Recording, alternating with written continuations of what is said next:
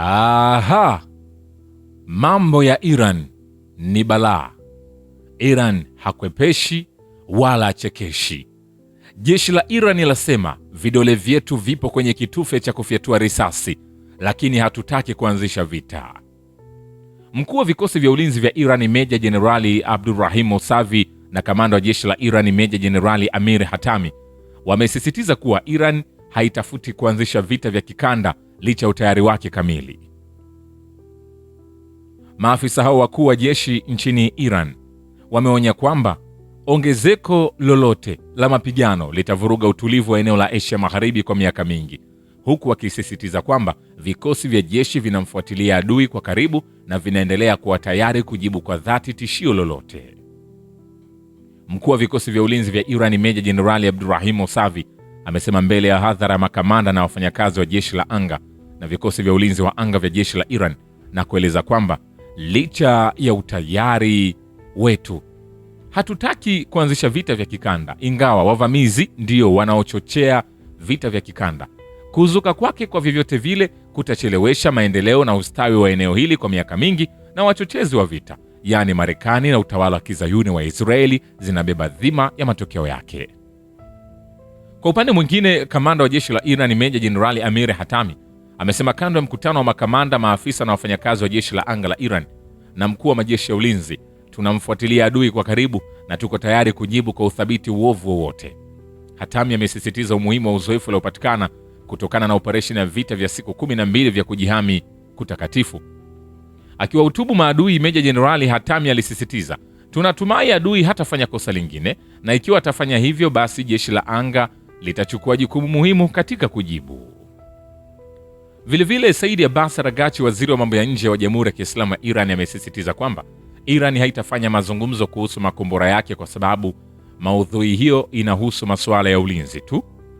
Amesema hayo kwenye mahojiano na Al Jazeera. Mazungumzo na Washington yalikuwa mwanzo mzuri, anasema, na hii ina maana kwamba yanaweza kuendelea kwa sura hii na kwa njia hii, na bila shaka kungali kuna safari ndefu ya kujenga hali ya kuaminiana. Katika mahojiano hayo, Araghchi amesisitiza kwamba mazungumzo ya siku ya Ijumaa hayakuwa ya ana kwa ana, bali yalifanyika kupitia Oman na yalihusu suala la nyuklia pekee. Mbali na kubainisha kwamba kwa mtazamo wa Iran suala la marufuku urutubishaji urani haliwezi kujadiliwa na liko nje ya utaratibu wa mazungumzo, mkuu wa vyombo vya kidiplomasia vya Jamhuri ya Kiislamu ya Iran amesema urutubishaji urani ni haki ya Iran na lazima uendelee. Kiwango cha urutubishaji kinategemea mahitaji yetu, na urani iliyorutubishwa haitatolewa nje ya Iran. Sisi tuko tayari kupunguza kiwango cha urutubishaji. Wao hawakuweza hata kwa mashambulizi ya mabomu kuharibu uwezo wa Iran katika suala hili.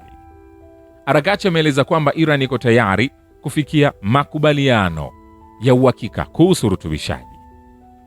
Kuhusu mpango wa makombora wa Iran, waziri wa mambo ya nje wa Jamhuri ya Kiislamu amesema, hatuwezi kufanya mazungumzo kuhusu makombora sasa hivi wala katika siku zijazo, kwa sababu hili ni suala la kiulinzi tu. Masuala ya eneo yanahusiana na eneo lenyewe na hayana uhusiano wowote na nchi zilizoko nje ya eneo hili. Mbali na hayo, hili ni suala la ndani linalowahusu watu wa Iran na hakuna upande wowote wa nje unaoweza kuingilia masuala yetu ya ndani. Tumelisema hili mara kadhaa. Araghchi amesisitiza kwa mara nyingine kwamba kadhia ya nyuklia ya Iran inaweza kutatuliwa kupitia mazungumzo tu.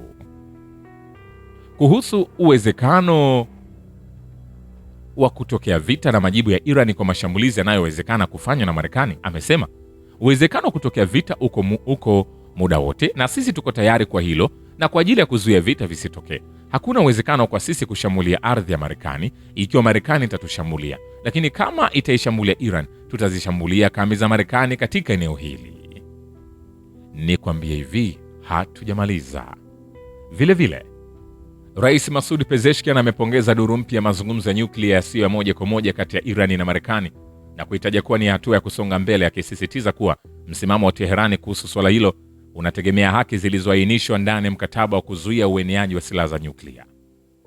Katika ujumbe aliochapisha Jumapili kwenye jukwaa la mitandao ya kijamii ya X, Pezeshkian amesema mazungumzo ya Iran na Marekani yaliyofanyika kufuatia maombi ya serikali rafiki kwenye eneo hili yalikuwa hatua moja mbele. Mazungumzo daima yamekuwa mkakati wetu wa kupata suluhu ya amani. Mantiki yetu kuhusu swala la nyuklia inajikita katika haki zilizoainishwa ndani ya NPT. Aliongeza kuwa taifa la Iran limekuwa likijibu lugha ya heshima kwa heshima sawia, lakini kamwe halivumilii lugha ya nguvu na vitisho. Duru mpya ya mazungumzo ya nyuklia kati ya Iran na Marekani yakiratibiwa na Oman ilikamilika Ijumaa katika mji mkuu wa nchi hiyo Muscat, baada ya saa kadhaa za mazungumzo yasiyo moja kwa moja. Majadiliano hayo yaliyoanza asubuhi yaliwezeshwa na waziri wa mambo ya nje wa Oman, Badri bin Hamad Al Busaid. Ujumbe wa majadiliano kutoka Iran na Marekani ulibadilishana mitazamo, hoja na mbinu mbalimbali kupitia kwa mwanadiplomasia mkuu wa Oman. Waziri wa mambo ya nje wa Iran Abbas Araghchi ameeleza mazungumzo hayo kwa ujumla kuwa ni mwanzo mzuri, akisema misimamo ya Iran iliwasilishwa kwa uwazi na hoja zake zikafikishwa kwa wajumbe wa Marekani. Katika uwanja wa nyuklia, Iran inasisitiza haki yake ya kisheria ya kurutubisha urani ndani ya ardhi yake, ikilitaja suala hilo kuwa ni mstari mwekundu katika mazungumzo. Kwa mtazamo wa Teheran, hatua zozote za kiufundi zinaweza tu kuzingatiwa ndani ya mfumo unaotambua haki hiyo.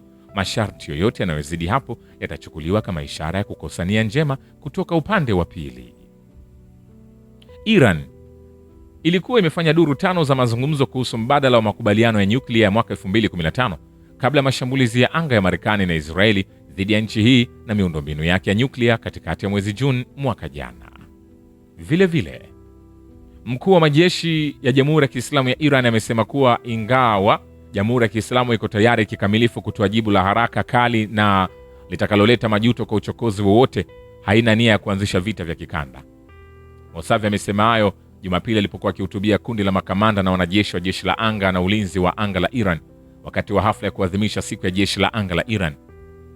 Amesema ingawa walengwa wa vita vya kikanda ni watakaoanzisha uchokozi, vita kama hivyo vitasababisha eneo hili kurudi nyuma kimaendeleo na kimaisha kwa miaka mingi, na Marekani pamoja na utawala kizayuni kama wachochezi wa vita watawajibishwa kwa athari zake. Jenerali Mosavi amesisitiza kuwa Iran ina uwezo na maandalizi yote muhimu kwa vita vya muda mrefu dhidi ya Marekani. Hata hivyo, ameongeza kuwa Teherani bado inakaribisha mianya ya kimantiki ya mazungumzo, mradi isiwekewe masharti yasiyo na msingi wala busara. Kwa mujibu wa Jenerali Mosavi, taifa la Iran kwa kipindi cha miaka 47 iliyopita limeshuhudia ukatili, usaliti, hila, vitisho, tamaa, njama za kutawala kwa mabavu, pamoja na matamanio yasiyo ya kibinadamu ya Marekani ya kulimeza taifa hili. Alibainisha kuwa mambo yote haya yamekifanya kizazi cha leo kuwa makini zaidi, chenye msimamo, uwezo na azma thabiti ya kusimama kidete dhidi ya adui huyu mwovu. Hapo awali, kamanda huyo mkuu alikuwa ameonya kuhusu jibu kali na lenye kuangamiza kutoka Iran dhidi ya vitendo vya uhasama, akisisitiza kuwa jaribio lolote la kulazimisha vita dhidi ya nchi hiyo litashindwa. Katika ujumbe aliotoa Jumamosi, Jenerali Mosavi alisema kuwa jeshi la anga la Iran kwa sasa lipo kwenye kiwango cha juu kabisa cha utayari, na kwa uratibu kamili na matawi mengine ya majeshi ya ulinzi liko tayari kukabiliana na tishio au uchokozi wa aina yoyote kwa jibu thabiti na lenye nguvu. Nikwambie hivi, hatujamaliza. Vile vile, waziri wa mambo ya nje wa Iran amesisitiza kwamba Jamhuri ya Kiislamu haiogopi vitisho vya kijeshi, akisema Iran ni nchi inayofuata diplomasia na mantiki, na wakati huo huo iko tayari kujilinda ili upande wowote usisubutu kulazimisha vita dhidi ya taifa la Iran. Said Abbas Araghchi amesema hayo alipokuwa akizungumza kwenye kongamano la kitaifa la sera za kigeni la Jamhuri ya Kiislamu ya Iran. Ameongeza kuwa leo kutuma majeshi ya upande mwingine kwenye eneo la magharibi mwa Asia hakututii hofu, kwa sababu Jamhuri ya Kiislamu ya Iran, ingawa inafuata diplomasia, ina uwezo unaohitajika wa kujilinda na kuzuia mashambulizi. Waziri wa mambo ya nje wa Iran amesema kwamba sera ya kigeni ya Jamhuri ya Kiislamu imejikita katika moyo wa kupigania kujitawala kwa watu wa Iran, na kuongeza kauli mbiu kuu ya mapinduzi ya Kiislamu ya kujitawala, uhuru, Jamhuri ya Kiislamu ilikuwa matokeo ya uzoefu mchungu wa kihistoria wa uingiliaji kati wa kigeni na ukosefu wa uhuru wa kweli katika vipindi vya kabla ya mapinduzi ya Kiislamu, uzoefu uliokuwa motisha ya watu wa Iran kudai uhuru wa kweli. Akizungumzia kanuni za katiba ya Jamhuri ya Kiislamu ya Iran, Said Abbas Araghchi amesema kupinga kusitishwa matakwa na kuzuia ushawishi wa kigeni ni nguzo za msingi za mfumo wa Jamhuri ya Kiislamu, na bila kuelewa kanuni hii, sera ya kigeni ya Iran kwenye kipindi cha miaka 47 iliyopita hakitaeleweka. Nikwambie hivi, hatujamaliza.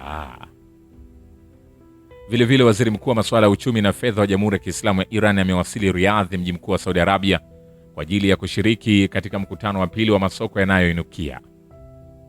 Said Ali Madanizadeh, waziri wa masuala ya uchumi na fedha wa Iran, aliwasili Riyadh Jumamosi akiongoza ujumbe wa Iran kwa lengo la kushiriki katika mkutano wa pili wa masoko yanayoinukia na kufanya mikutano ya pande mbili na wajumbe wa nchi nyingine zinazoshiriki kwenye kikao hicho.